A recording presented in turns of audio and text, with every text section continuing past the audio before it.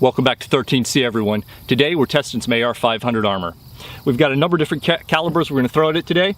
We've got some 5.7, we've got 30-06, 308, 5.56, 5.45 by 3.9, 7.62 by 3.9, 12 gauge, and of course 7.62 by 54R.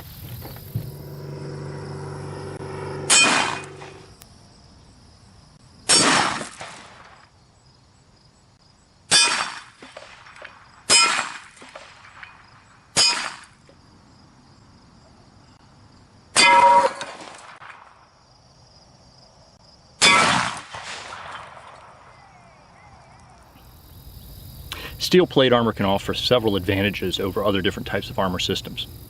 Steel is very sturdy and it has a very long shelf life. In these cases, for AR500 plates, they're warranted for 20 years. Unlike ceramic plates, if you drop a steel plate, it's probably not going to damage it. Steel plates can offer other advantages as well. When shopping for body armor, there are several things to consider. You want to take into mind what type of threats you're looking to stop, as well as exactly what sort of setup you want. And is it going to be for concealment or outerwear such as this? Plate carriers such as these are becoming increasingly popular. This particular carrier I got from AR500.com. It's from Shellback Tactical and it's their Banshee model. This is a modular setup and these taco pouches come on and off very easily. In the configuration you see here, I have a double rifle magazine pouch here and then two double-decker taco pouches here. These are for a single rifle magazine and then a single pistol magazine. If you notice in the center here, instead of putting a pistol magazine, I actually have a cat tourniquet here. It's rubber banded to the front here to keep this front portion from flopping around. And if I need it in a hurry, I can just grab it, yank it, and rip it off. This rubber band will snap, and it'll come right out. There's some fitment issues to consider as well as you pick out your carrier and your plate size. Generally, you want your plate to set just below your sternal notch right here and cover most of your vital organs. You don't want it to come too low or it's going to limit your movement as you try and move around and do things. Some other things to consider also would be how tight you set this up. You want it tight enough and snug enough so it's not flopping around on you as you move around, but at the same time you don't want it so tight that you can't take a large deep breath of air if you need to and have this plate carrier constrict your breathing. There are several different plate options to consider as you're ordering. AR500 offers flat plates as well as curved plates. This is one of their curved plates. And that allows it to contour better to the body so it's not just this flat piece. It makes it feel a lot more comfortable as you're wearing it. Another option that you see here is what's known as, they call their ASC, or Advanced Shooter's Cut. If you notice, it's a little deeper than this side. And when this is properly seated in your carrier, it allows for you to better be able to shoulder and seat the butt of your rifle stock. Some other options to consider are also what type of coating you want in this. All of AR500 rifles plates now come standard with a Line-X coating. This particular plate has a Paxson buildup as well, so it's thicker than a traditional plate. That Paxson buildup coat helps to contain what's known as spall. When a round strikes the face of this plate and gets deflected, there are little fragments that will go everywhere. Now those fragments will be contained in this spall coating. If that spall coating wasn't here, you could run the risk of rounds impacting this, fragmenting, and sending shards up into your face or underneath your chin.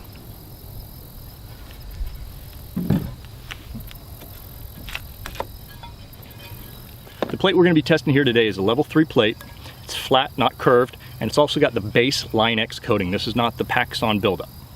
So what you guys indicated was you wanted to know just how well the Line-X coating would stop its rated threats. So end the back face deformation, which is why we have this clay here. So we're going to put this plate up against the clay, test it for back face deformation, as well as see how well that base Line-X coating stops the threat ratings that it's rated for at level 3. After that, we're going to then, and of course we'll use this cardboard box here that it's in to test what kind of fragmentation and containment we get off that Line-X coating, the base coating. After that, then we're going to start pushing it beyond the limits that it's rated for and see at what point we can actually cause a failure and just how well this guy will hold up. I think we're going to have a lot of fun. First, we're going to start off with some American Eagle M855. It's that green tip with the mild steel core that the gun banners love to talk about. I'm going to put one of them into it right off the bat here, just to prove this is not an armor-piercing round.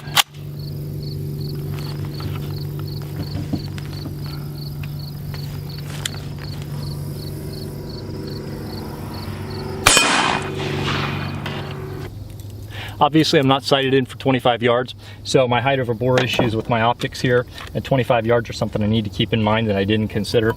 So, with that M855, we've got a little divot right here. Did take a nice chunk of that base Line-X coating off of there. There was no fragmentation or spalling up top here. At the bottom, if you look, it came off at an angle and out. Had this actually been on a person, I don't think this would have actually impacted any of the body portions, what spalled out down below here. I do believe that would have been past the edge of the feet there. So this is something that's excellent to keep in mind. It's one of the reasons why I chose a lineup coat for this first part of the test. Everybody seems to be testing the Paxon coating, the buildup, and while I personally run Paxon on mine and I recommend it to anybody, it's 6 one way, half a dozen the other. If you're going to opt against it, I mean, you really don't want to get shot anyway, but if you do, this is something to keep in mind. And obviously I want to mention here there is absolutely zero deformation into the clay, and it's completely smooth on the back here. There was no deformation in the back of the plate either with that M855. So the top end rating for our plate is going to be 308 ball for level 3, and that's what we're going to send into it right now. This is from PPU. It's full metal jacket, boat tail, 147 grain round. It's a pretty stout round from my previous testing on it. I'm a fan of it. Let's see how we do.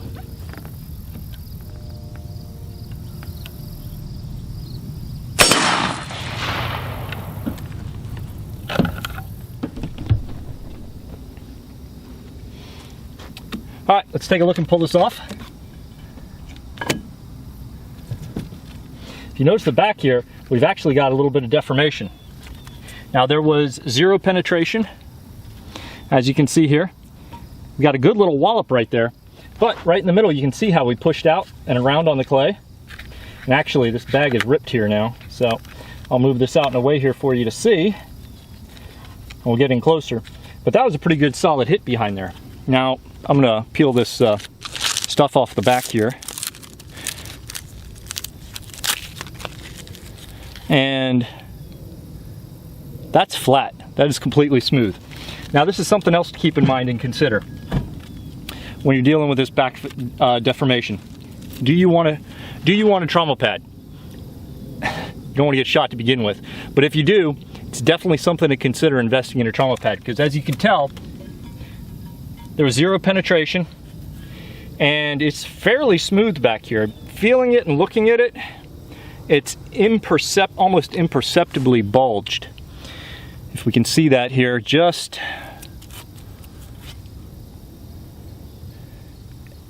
ever so imperceptibly bulged right here. But what that did, a nice fist-sized cavity in there, that probably would have broken one of your ribs, but you'd be alive.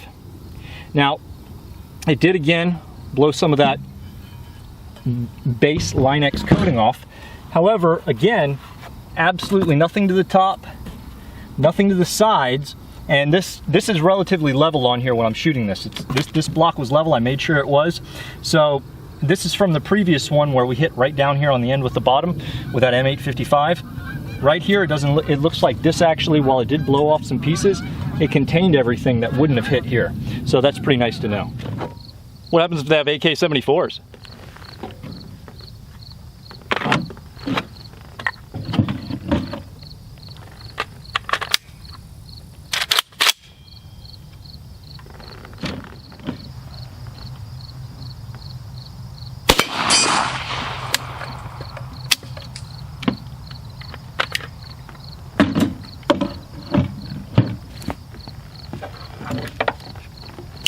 But they got a PS90.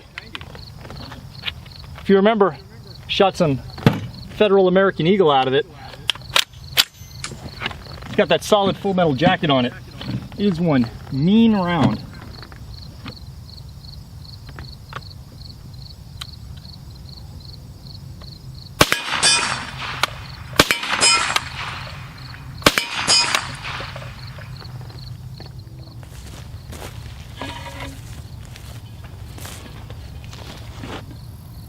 No penetration,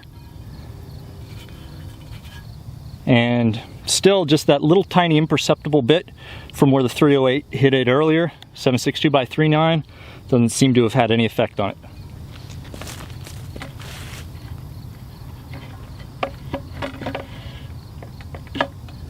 let's keep going. How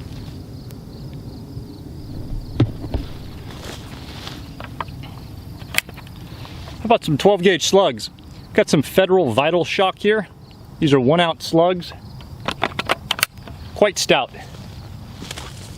I'm gonna do this instead from about 15 yards, just because slugs drop off speed so quick.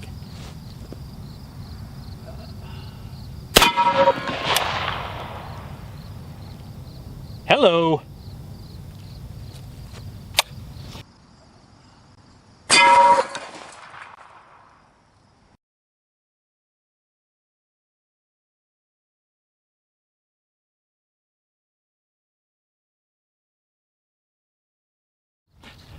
So the power of that hit ripped this completely off, splintered some boards here, really did a number to our stand. But not a penetration. If you look on here, I hit it right at the edge. There is a little bit of deformation right there. See it better from this side maybe. Again, considering with what hit it at that range, that's pretty stout. All right, let's try and force this level 3 plate to fail. First up, some 7.62x54R. This is some very nasty surplus steel core ammo.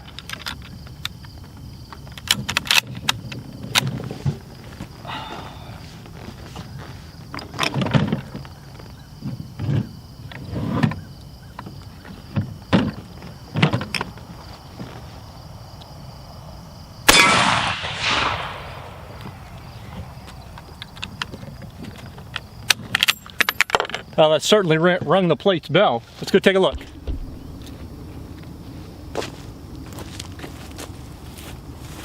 Well, I gotta tell you, they just don't make bungee cords like they used to. But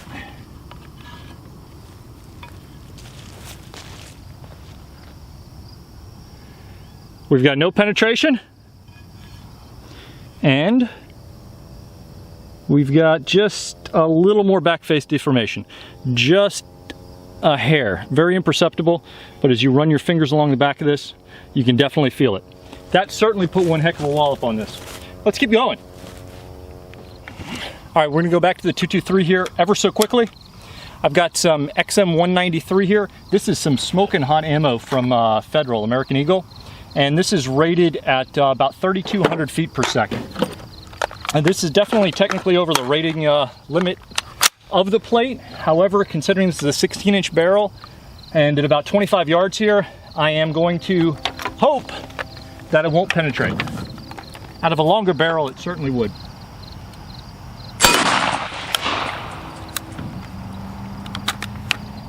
Certainly hit with authority. Let's run down real quick. All right, so, yep. We have our first failure here, and this punched a clean hole right through it. Now keep in mind that's been hit several times here. Take a look at that. All right, so we've got that clean hole right through it there. Now this is totally to be expected. That round is over the limit for this plate by far, so this is to be expected and it's performing as it is. I was just curious as to if it would actually go through it with that 16-inch barrel, and as it turns out on the level 3 it will. Now also keep in mind this was hit several times and already weakened up already by other rounds, so that's where we are right there. Now we've had our first failure. We're just going to have fun with this the rest of the way. We still haven't shot that Garand at it. Let's give it a shot. Now we've got everyone's favorite, the M1 Garand with 8 rounds of 30-06 ball on a clip.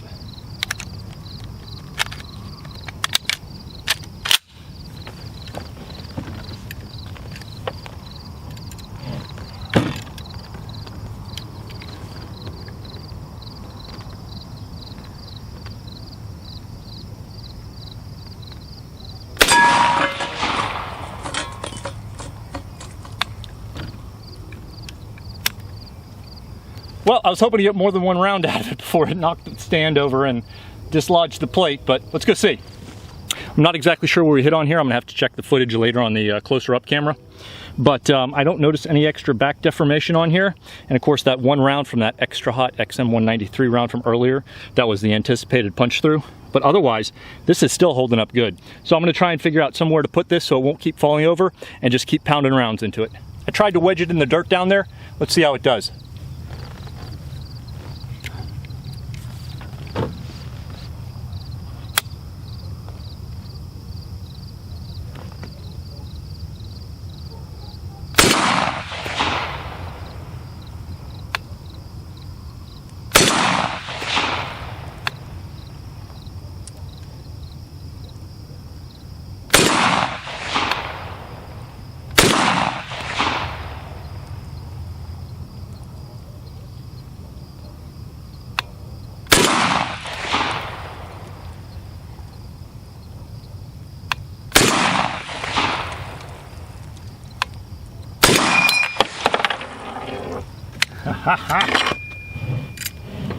I tell you, I absolutely love the sound of that clip ejecting. Let's go take a look.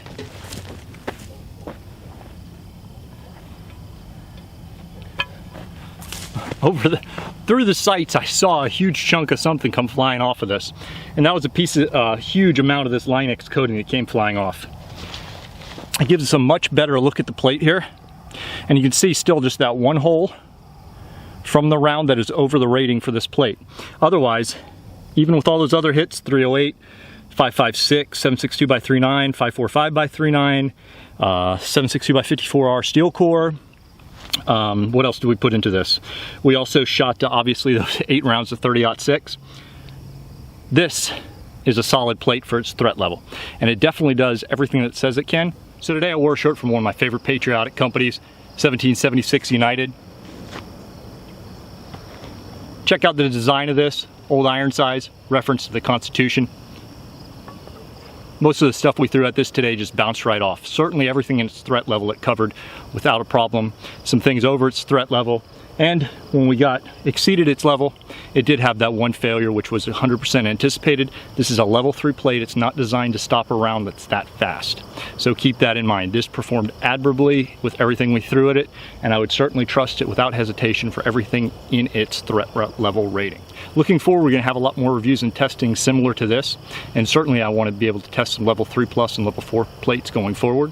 This week we're kicking off a virtual Kickstarter, a moneyless GoFundMe, if you will. We are looking to grow this channel, and I've pledged to continue to invest my time, my efforts, and my monies, and all I'm asking for you is your virtual support. Your likes, your shares, your comments, spreading the news about the channel and the reviews and what we're doing here, and the interactive community that we're building to test things and review things in the way that you also want them to see and get those incorporated in, just like some of the stuff we did here today. We've got a video that just went live. Go ahead and check it out if you will. I want to thank everyone for watching. If you have any questions about this or anything else you see here at the channel, you can find us at Facebook, facebook.com/gunreviews. We're also at Instagram. Instagram, we are at 13C Gun Reviews. And of course, our website, where you can find more information, more pictures, and other things, 13cgunreviews.com, or you can use the shortened link 13c.us. Thank you again, everyone. Be safe.